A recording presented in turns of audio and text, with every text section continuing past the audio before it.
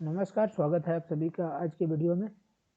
अगर आप लोग भी अपने बच्चों को या फिर अपने घर वालों को या फिर आप खुद ही अगर बीएचयू में पढ़ना चाहते हैं तो ये वीडियो आप सभी के लिए है। आप वीडियो में लास्ट तक ज़रूर बने रहिए, ठीक है। ये वीडियो है किसके लिए, जो केजी में अपने बच्चों का एडमिशन कराना चाहते हैं या जिनका केजी में एडमिशन होना है या नर्सरी में और या फिर फर्स्ट क्लास में या फिर क्लास 6 में, ठीक है, उनके लिए। ये यहाँ पर दिया गया है कि सेंट्रल हिंदू गर्ल्स स्कूल ये कमाच्छा जो है वहाँ पर वाराणसी में इसका बाल वाटिका 2 जो लिखा हुआ है, ठीक है ना, AKG है। इसके बाद बाल वाटिका 3 जो नर्सरी है, ठीक है। ये कहाँ पर है, ये बरकछा मिर्ज़ापुर में है। और क्लास 1 ये कहाँ पर है, ये रणवीर संस्कृत विद्यालय कमाच्छा में है, ठीक है, ये भी बनारस में ही है। और ये आपका क्लास 6 में जो है सेंट्रल हिंदू गर्ल्स स्कूल व सेंट्रल हिंदू बॉयज़ स्कूल कमाच्छा में है, वाराणसी में, ठीक है। आप यहाँ पर देख रहे होंगे कि सत्र आपका दिया गया है 2024-25। इसका ऑनलाइन फॉर्म जो 20 तारीख से डाला जा रहा है, 20 फरवरी से 20 मार्च तक चलेगा। इसमें आप संशोधन अगर कुछ करना चाहते हैं तो फॉर्म भरने के बाद 21 मार्च से 27 मार्च के बीच आप अपना कर सकते हैं। इसका चयन कैसे होगा, तो ई लॉटरी एवं चयनित अभ्यर्थी के माध्यम से होगा, ठीक है।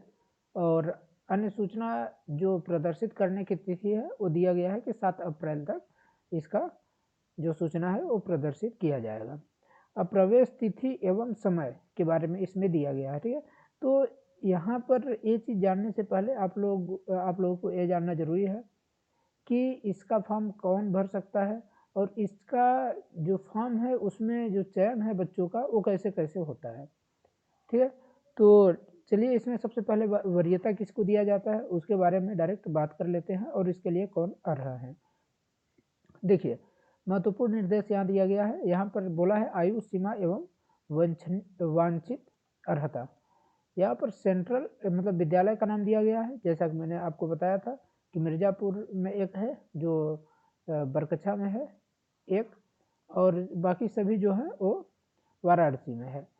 तो जो इसमें बाल वाटिका सेकेंड है और बाल वाटिका थर्ड, फर्स्ट और 6 क्लास में, इन्हीं 4 क्लास में आप अपने बच्चों का एडमिशन करा सकते हैं, ठीक है। तो जो बाल वाटिका सेकेंड है उसमें मतलब अगर उसमें कोई एडमिशन लेना चाहता है तो उसका उम्र 4 से 5 वर्ष होना चाहिए, ठीक है।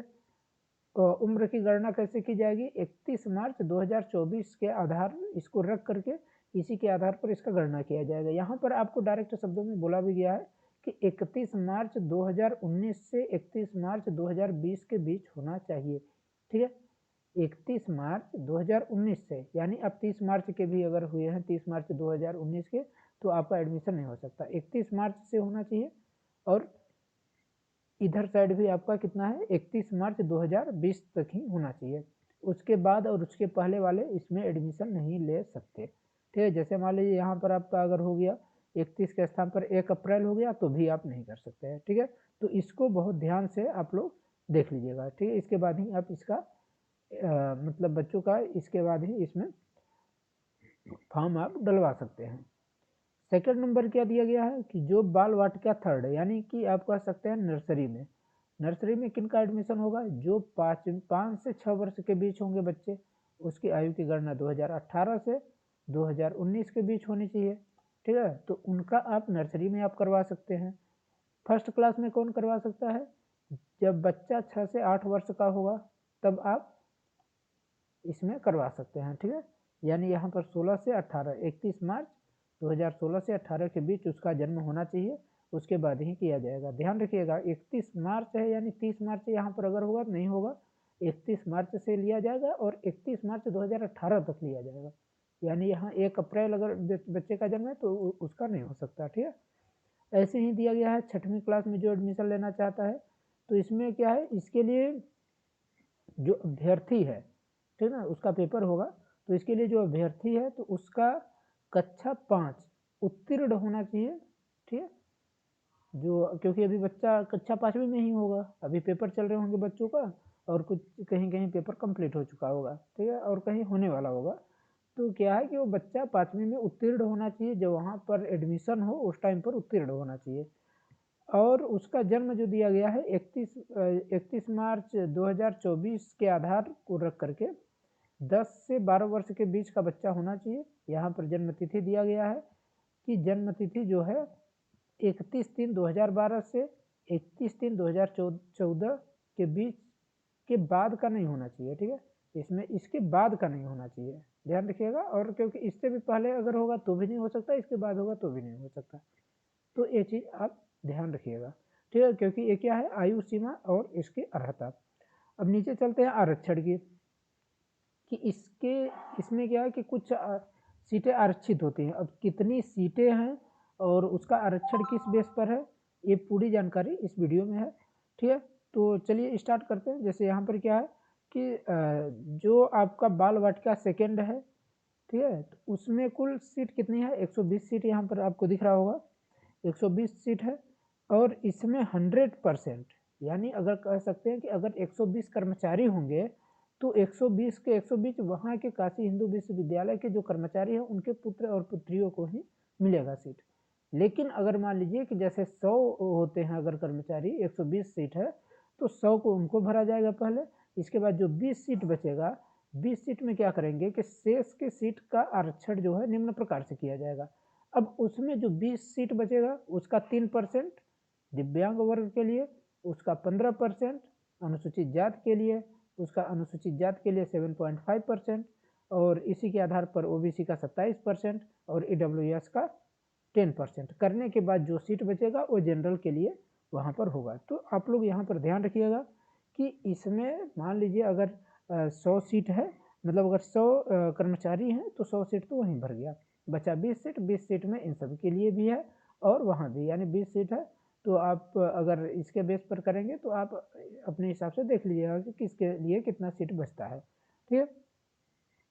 अब इसके बाद क्या दिया गया है, एक किसके लिए था, ये बाल वाटिका सेकेंड के लिए, यानी सबसे फर्स्ट में जब बच्चा लेता है तब केजी के लिए है। इसके बाद बाल वाटिका थर्ड, ठीक है, यानी नर्सरी के लिए है। इसमें सीटों की संख्या कितनी दी गई है, इसमें 40 सीटों की संख्या दी गई है। तो क्या है कि इसमें 50%, 40% यानी 40 सीट है, यानी 50% जितने भी होंगे, यहाँ पर क्या है कर्मचारी के पुत्रों के लिए 50% इसमें सीट आरक्षित हो गई। इसमें तो 100% सीट आरक्षित था, यानी 100% कह सकते हैं कि अगर 120 अगर कर्मचारी होंगे तो 120 को भी 120 पूरा मिल जाएगा। लेकिन इसमें क्या है कि सिर्फ 50% है, कि 50% जो सीट है, यानी 20 सीट अगर मान लीजिए कि अगर जितने भी कर्मचारी होते हैं, मान लीजिए 40 कर्मचारी हैं तो फिर भी उनको 20 ही सीट में भरना पड़ेगा, ठीक है। और 20% जो दिया गया है तो वो इन सब के लिए रहेगा।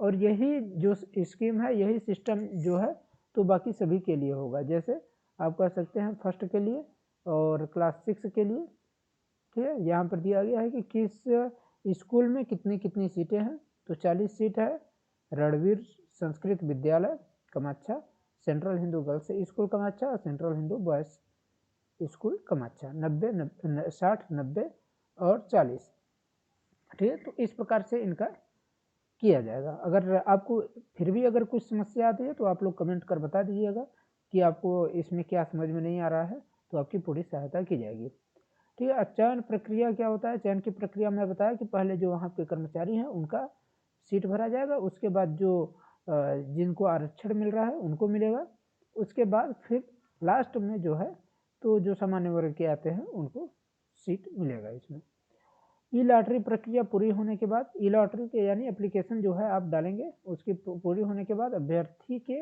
आवेदन में किसी स्तर पर त्रुटि में पाई गई चयनित अभ्यर्थी, मतलब अगर आप किसी प्रकार की गलत वहाँ पर जानकारी भरते हैं तो आपका निरस्त कर दिया जाएगा।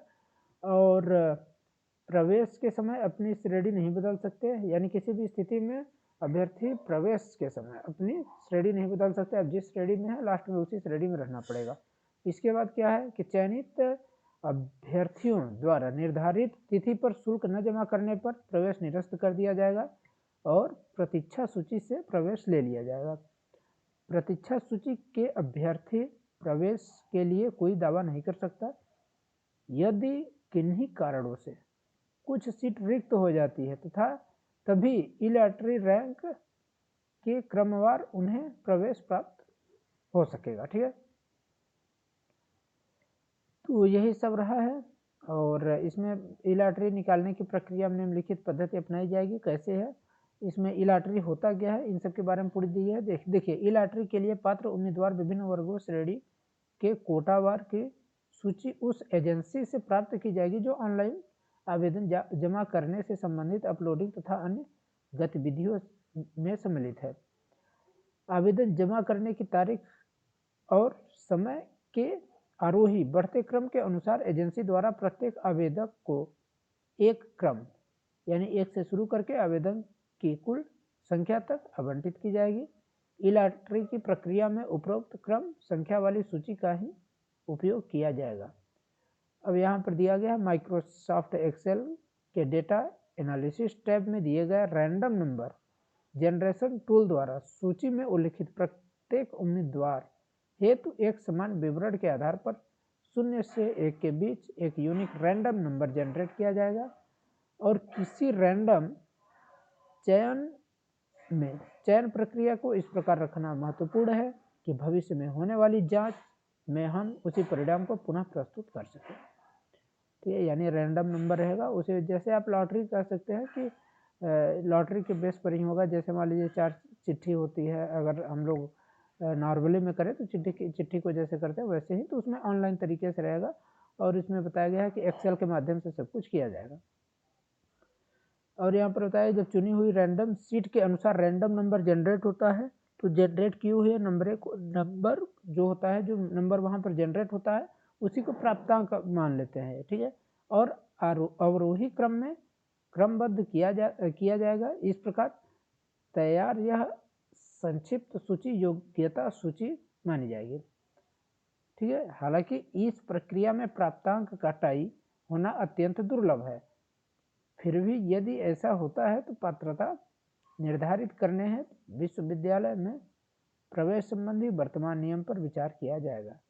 प्रत्येक पाठ्यक्रम और श्रेणी के लिए दर्शकों द्वारा घोषित सीड नंबर को चयन प्रक्रिया की भावी जांच के लिए प्रलेखित भी किया जाएगा। यहाँ पर ये चीज़ बताया गया है।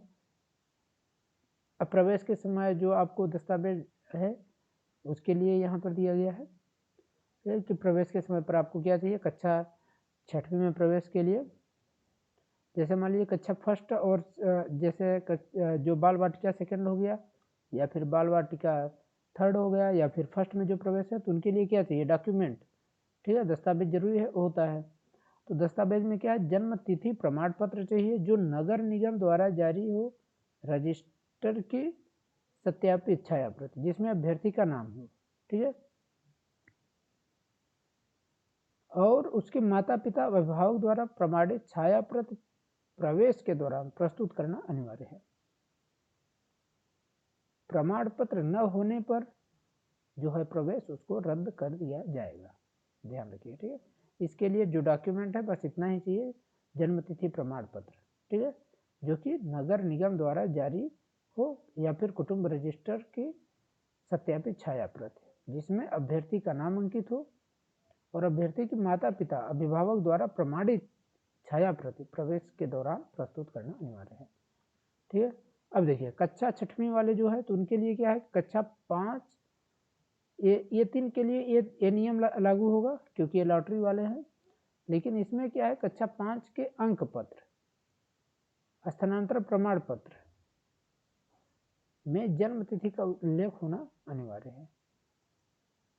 और प्रवेश के समय सभी आरक्षित आवेदकों को अपनी संबंधित श्रेणी के अनुसार प्रमाण पत्र के मूल और स्व प्रमाणित छाया प्रति प्रस्तुत करनी होगी, जैसा कि आवेदन भरते समय उल्लेख किया गया है। और प्रमाण पत्र उपलब्ध न होने पर उनकी उम्मीदवारी रद्द की जाएगी, ये बताया गया है पहले।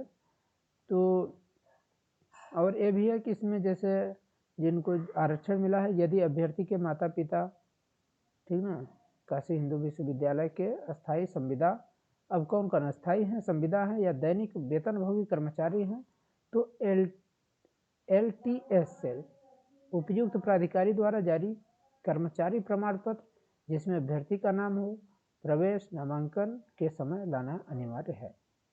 ठीक है ना। शारीरिक उसमें दिया गया है ये सब, और यही सब आपको देखना है। आप अगर इसके एलिजिबल होंगे तभी आप इसका फॉर्म डाल सकते हैं। और आवेदन करने के लिए आप कैसे जा सकते हैं, तो इसके लिए मैं एक वीडियो बना दूंगा, ठीक है। इसका उसका लिंक मैं इसके डिस्क्रिप्शन बॉक्स में डाल दूंगा, तो आप लोग चाहें तो वहाँ से जा करके कर सकते हैं। फिर भी मैं आपको सुविधा के लिए बता दूं कि www यहाँ पर दिख रहा होगा www.bhuonline.in पर आप क्लिक करके जा सकते हैं, या फिर अगर ये जो PDF है इसको मैं अपने जो टेलीग्राम चैनल है उस पर डाल दूंगा, तो आप लोग इस पर क्लिक करके भी जा करके वहाँ से देख सकते हैं, ठीक है। डायरेक्ट ये वहाँ पर आपको ले जाएगा। फीस जो दिया गया है तो सामान्य के लिए 750 रुपये है, EWS के लिए, OBC, दिव्यांग, इन सब के लिए, अनुसूचित जात अनुसूचित जनजात के लिए 500 रुपये, बाकी सभी के लिए 750 रुपये है, ठीक।